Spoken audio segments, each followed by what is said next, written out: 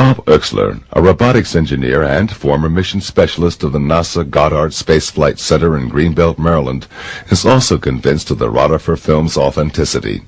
He believes the flight pattern indicates an energy field which enables the disk to maneuver independently of terrestrial gravitation.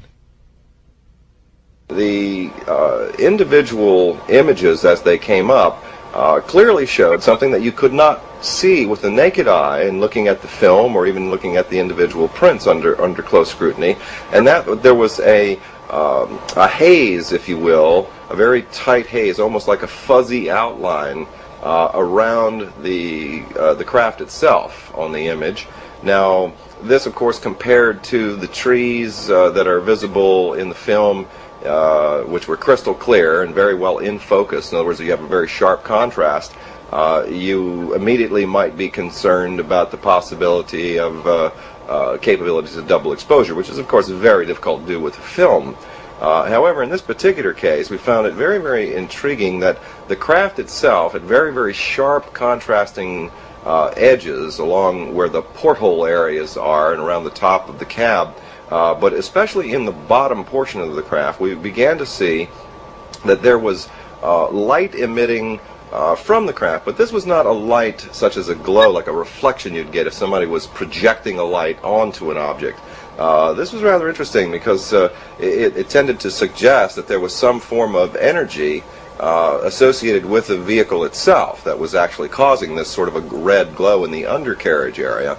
But that, along with the glow that we were getting, the sort of a haze, a very, very distinct fine haze around and very, very close to the craft itself through the images, suggested that there was an actual radiation effect.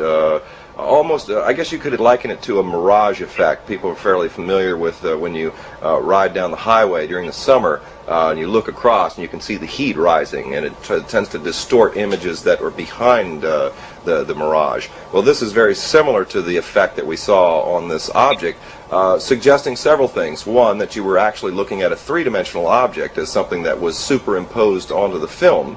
That again suggested credibility with regard to the film, and secondly, it suggested that there was technology associated with it. This was not just a trash can lid or something that was just casually thrown up in the air while filming was going on. So began to become much more encouraged with what I was seeing.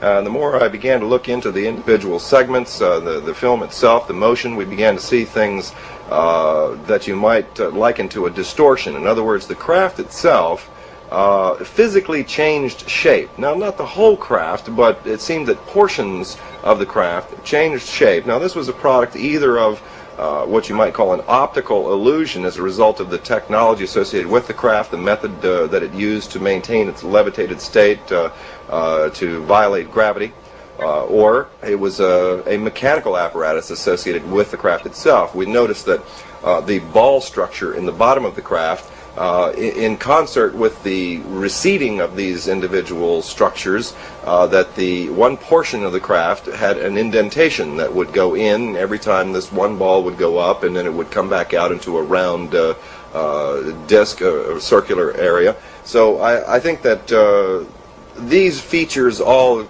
collectively, more than anything else, and even more than the testimony of Madeline Rutherford herself and the historical testimony of George Adamski prior to his death regarding this particular event, all tend to suggest that we are probably dealing with an authentic case. And I think it's time that perhaps some researchers of historical value would probably want to go back and take a much closer look at the George Adamski case in its entirety.